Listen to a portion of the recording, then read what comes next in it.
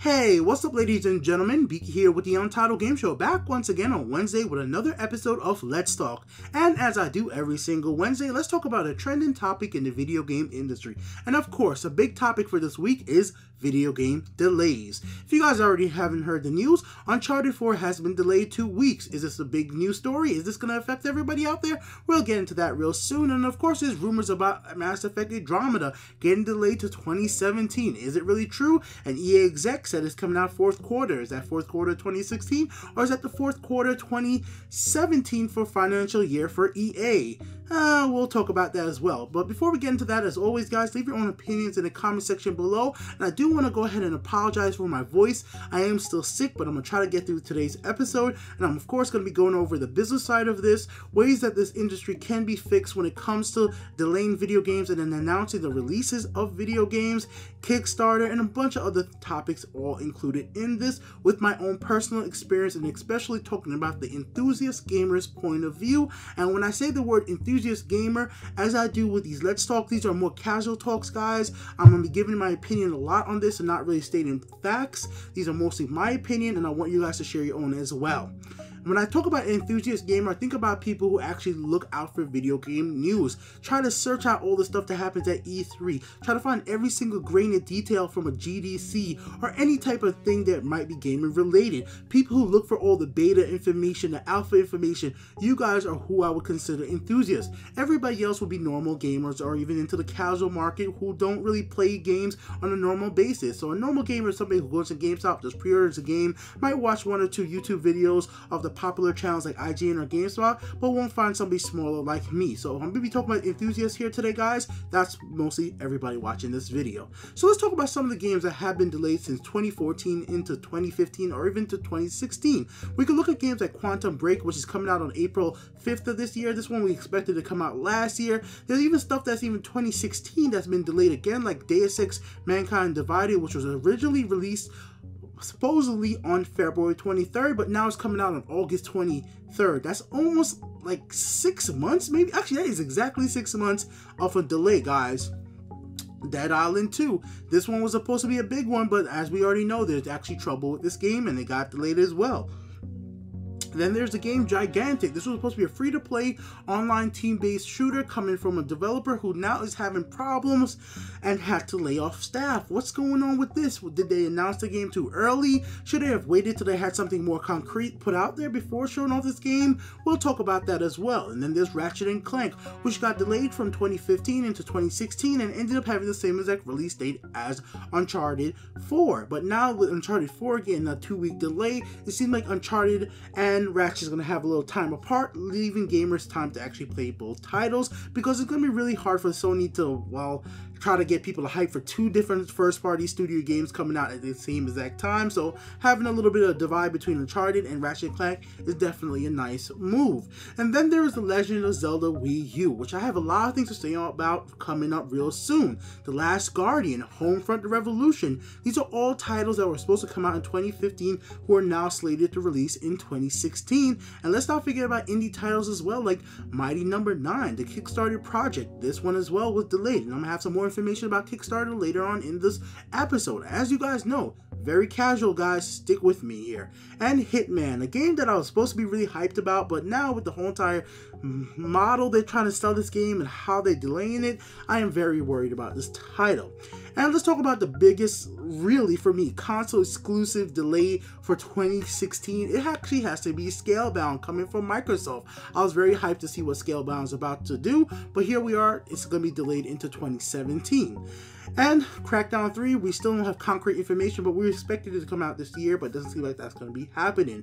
Now, there are some games out there that did get delayed, and we're still seeing it. They have came out already. We have Tom Clancy, The Division, that comes out next week, but at the moment, I'm actually not sure if I'm going to buy this game.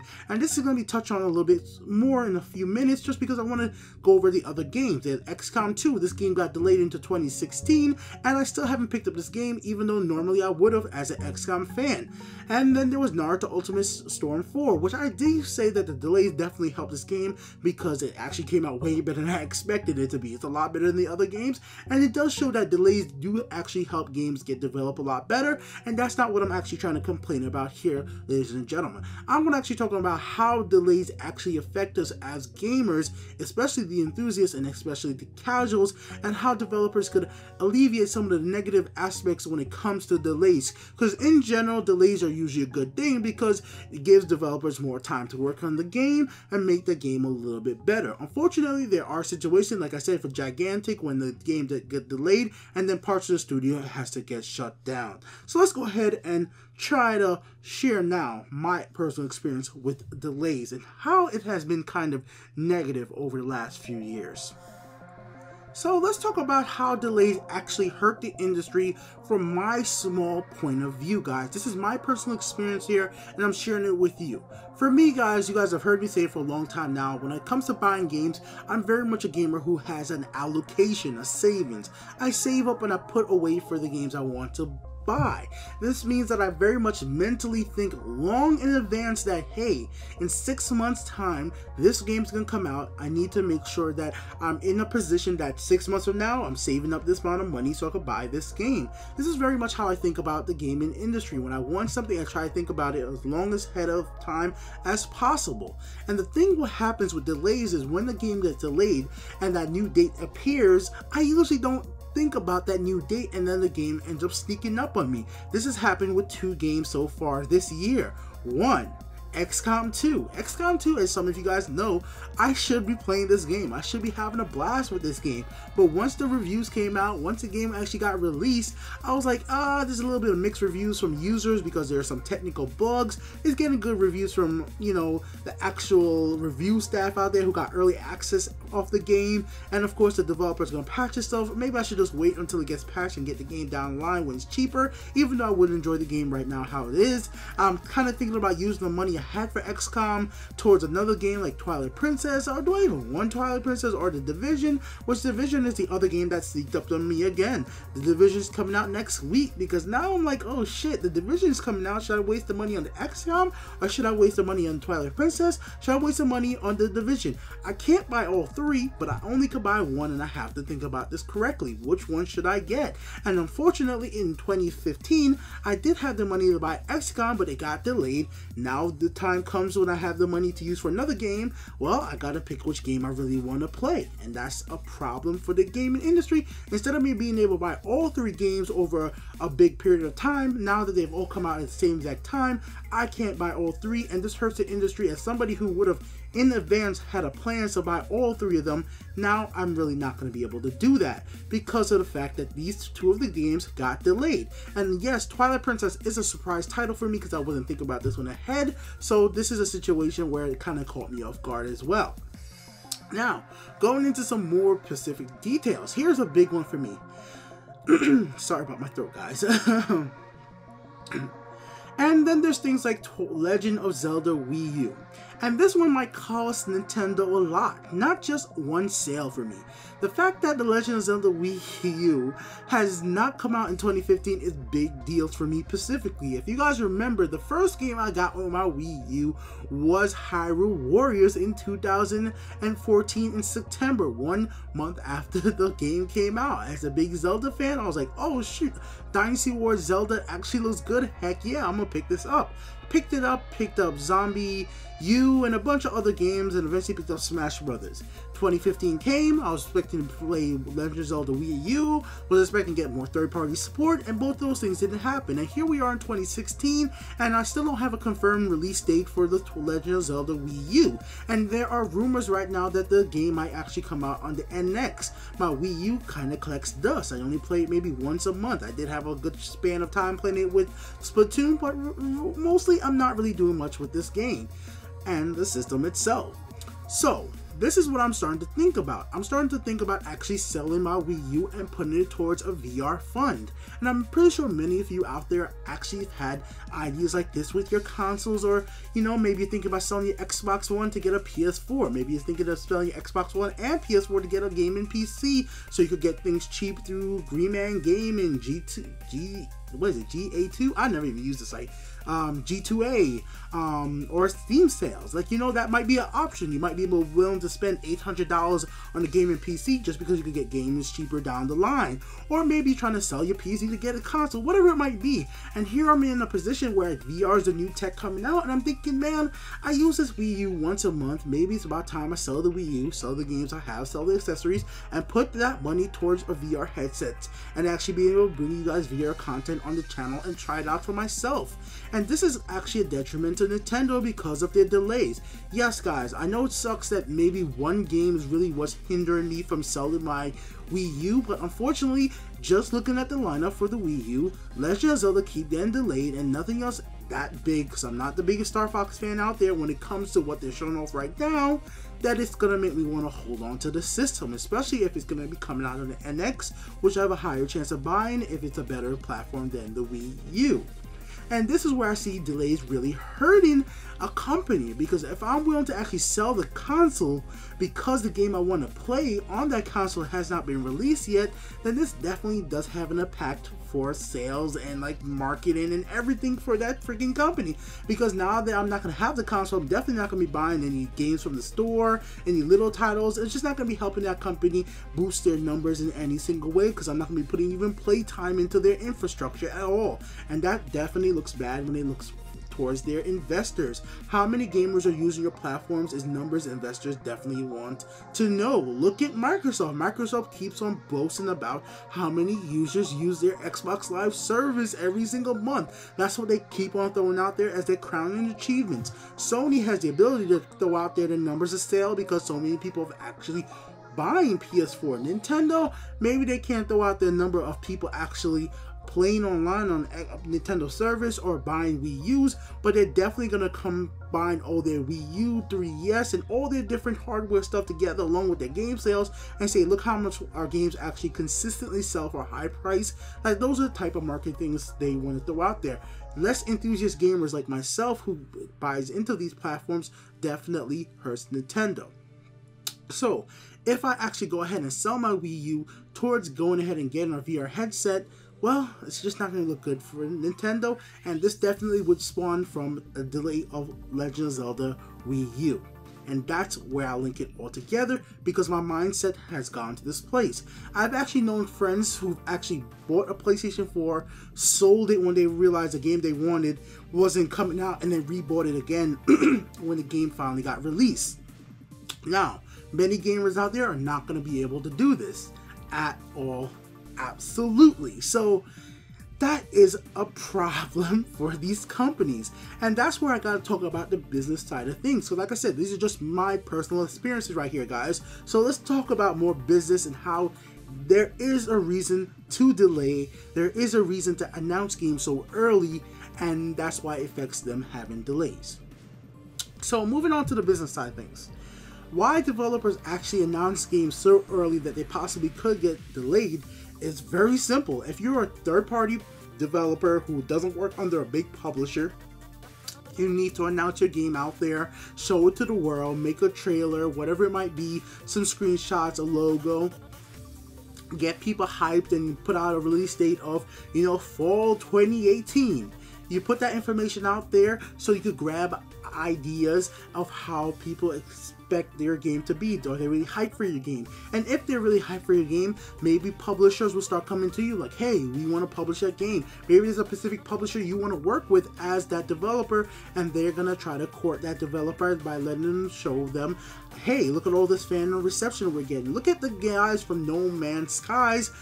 Man, Hello Games, look how well that worked out for them. Sony, the big player in the industry for console hardware, saw what No Man's Skies was doing, and they said, Hello Games, we want to help you out. You understand? If they wouldn't have showed off the game so early, even though it's been delayed, even though it's been pushed back for such a long time, they might not have been able to get the help from Sony they really needed. And that's why I understand why these developers want to put this stuff out there in people's faces so early and hint at a release date so early as well. And then of course there's an issue if you're trying to find investors or Kickstarter or Indiegogo backers.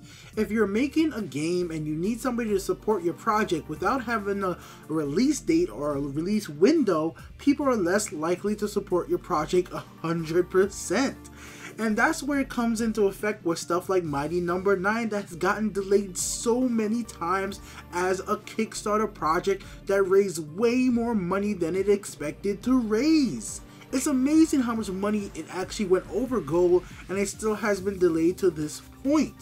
And that's where I have a big problem with this industry when it comes to actually announcing release dates and then dealing with the fact that these games are going to have a high possibility of getting delayed. It's very interesting that the movie industry and the music industry does not give a window for when an album or a movie is going to come out. Normally guys, 2 to 3 years before it's actually released. It usually does not happen like that in those industries. Yes, there are cases where we do have an idea when it comes to like Marvel movies, but on a general basis, we do not get the idea of when exactly a movie is going to come out 3 years before it even starts actually going into production. It doesn't usually happen like that. But there are kind of solutions to these problems that I want to put out there. Some of them are very obvious, and that's what I want to talk about next. Some of them have been done, and I just think they just need a little bit of refinement and a little bit of criticism from you guys out there in the community as well. Share your own opinion like always. And I'm going to contradict my own self as well by giving an excuse why developers would not want to do this, because these solutions don't work in all situations, and I have no perfect solutions for all types of game developers. There's people out there that's trying to get on Greenlight, and that system is all screwed up in its own separate ways, where people and developers will go ahead and make games on Greenlight, and when it's time to actually release the game, it's not actually finished and not much has been added since it was actually just released on the Greenlight platform. Once it's actually on Steam, it still might be pretty crappy. We see this all the time. And of course, there's AAA developers. They put out games that are just not done, where it might have been better if they just went ahead and delayed it. Look at Street Fighter V currently, guys. It might have been a smarter move for Capcom to just delay the game till March so they could add in the extra content that's coming out in March either ways. Why are they doing it the way they're doing it currently? It all could be due to how their financial years work. It could be due to how their stocks work as well. They want to please their investors by giving the investors a specific date when their products are gonna get released so they can work that into their forecasts. All these things are important to different types of developers, publishers, and this industry is very huge. I've been saying that all week. It's hard to find one way to release a game that's gonna work for all publishers, but even with all that said, here on Let's Talk, I still want to go ahead and talk about it, even though I'm sick and I'm trying to get through it for you guys. Let's go ahead into number 1. Don't announce a release date if you can't show gameplay demo. A game can't be delayed if gamers don't know the release date. It's really just that simple, guys. If you want to put it down to even a 0, if a game developer just doesn't announce a release date until like the last possible minute, then gamers will have no way of realizing the game was about to get delayed. It'll just be an internal thing for the company. But specifically, like I said in number 1, I would like that the publishers just don't make a release date until you can show me gameplay that's working. Like either the developer goes up on stage or make a YouTube video or give YouTubers a demo so they could play for their fans and show what they actually have working so far, and then announce a release date. Too many games get released right now with just basically screenshots or freaking concept art. Screenshots, concept arts, and logos don't do it for us anymore. The times of us getting magazines for most of our video game entertainment has long passed. Yes, Game Informer is still huge. We all know that. But in general, many of us are watching videos to see what games are really all about. In fact, many of us now are watching freaking Twitch streams for Twitch users who get games early. freaking Ubisoft is trying to give Twitch streamers access to the Division Alpha so early that they were showing it on Twitch so they could get people hyped. Stuff like that was never even thought of, maybe even 7 years ago, to be happening in the industry, but it's where we're headed. Video seems to be how to display your games, and unfortunately, without some type of working demo, it's going to be hard for you to go out there and put out a release date, and that's going to be so early in the project, most likely, that you might have a freaking, delay. I'm just saying, you might have a delay. Look at Uncharted. It's been delayed a few times. It's been delayed a few damn times, because that initial thing we saw for Uncharted was basically just tech, and that really wasn't a gameplay demo. But if they would have came out there with that, that gameplay demo that they had at the event where they were in the cars and all that crazy stuff was going on, that would have been made more confident to see the scale of the game. And if I'm able to see the scale of what these developers are trying to make when a delay actually comes about, I'm like, damn, if they're trying to make the whole game like this, I can understand a delay, because shit, I want them to make the game just as cool as this. But if you splash a logo on screen and then here comes a delay, then I'm like, I'm not really sure what I'm excited for anymore, because it's just been delayed so many times. Just my opinion right there on number one. Moving on, another way to solve this, I'm gonna call this one the Fallout method. Have the game mostly done before announcing a game release date. Basically, this is not the first game to ever do it. Fallout 4, yes, everybody was impressed. They released the game 6 months after announcing it. It was mostly complete. Yes, there was a lot of bugs, but as a game as a whole, the game world, story, and all that stuff was actually done. It wasn't patched in at day one, like so many games these days. Oh my god, that's a whole nother discussion, guys. Games that get huge day one updates to fix and put in things. It's insane that stuff is even happening. People with data caps be worried about the future of video games if this thing continue being a trend where you're gonna have to download a freaking 5 GB patch to get the rest of your game on day one after picking up a disc. That's another freaking topic. Let me know in the comment section below if you guys would like me to talk about that as well. But just want to be fair, like I said, Fallout is not the first game to ever do something like that. I've seen other games do it, even back to the freaking Xbox 360, PlayStation 3 games. I'm pretty sure if I was looking hard enough, I could even think back even to the PlayStation 2 days, GameCube games, where games were announced and 3 months later it came out and it basically was a great game. Sure, it's happened plenty of times before, but Fallout is the most recent example. And I just think that concept and that it works. It really worked. It built up a small segment of 6 months hype period where everybody was just talking about this game. When it came out, the game sold bonkers on Steam, man. It sold so well on PC and digital, and here we are with the whole entire thing with the season pass.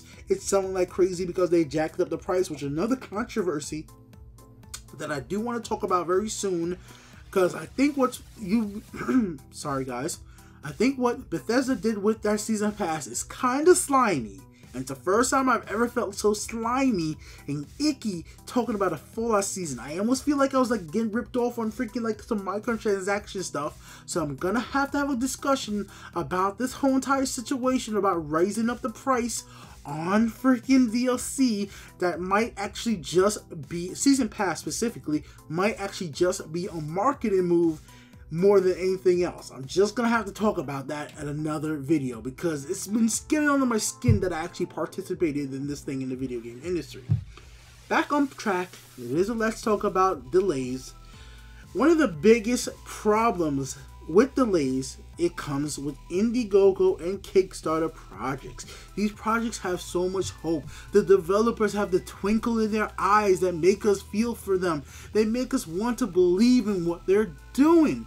But one of the biggest problems with these platforms is the fact that these developers might not be as known, or they're from big studios and they're starting their first studio for their own studio for the first time, and they may not be as proven. When you think about a platform that I really do respect when people ask for donation of money, it is Patreon. It's very weird to me that many of the community on YouTube don't like Patreons. I don't understand it, but they are okay with Kickstarter.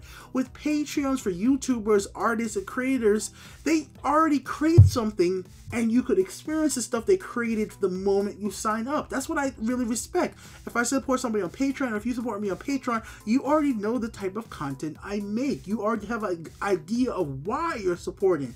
But if you go and support developer XYZ on Kickstarter project, they may not have made anything before. But this can change, and there has been a push to change this. But with prototypes, many of these upcoming Kickstarter projects from certain developers, I like seeing it, even on the PlayStation 3, some of them got it through Indiegogo, are actually putting out prototype levels for their project, letting us get a chance to try them out. Give us a taste, give us a sample, you know what I mean. Give me a little taste. Let me have a little, look it up a little bit, give it a little swirl in the mouth. And you know what? I might need some more of this in like a year or two. That's why when there is an actual delay a year or two from now when the project comes out, because I remember what that taste was all about, I might be upset about the delay, but at least have an idea of what you're gonna be making, and I'm gonna be less upset. Right now, the trend on Kickstarter is when the time for the backers to get their rewards for their games doesn't get met, backers get upset. They talk about lawsuits. They get very angry about the situation. But if you gave them a little taste of a prototype, a demo, then they would have a chance to understand what you're going for, your skill, your project, and they will be more okay with the delay in the future. Now, once again, guys, this number 3, this is not a solution for delays. This is just alleviating the emotions that come with the hurt feelings with delays, especially where gamers are giving you money on Kickstarter or Indiegogo. Giving people a taste makes them more sympathetic to you once you have a delay. Just my personal feeling to that right there. The same thing goes with big AAA games as well. Giving people a taste through an alpha or beta or even a demo gives people a good idea that once a game gets actually delayed, here's what we're actually going for, here's our ambition, and here's why it's actually getting delayed, because we're trying to make this big grand thing. And this might have been the situation for me with XCOM. I never had a taste with XCOM.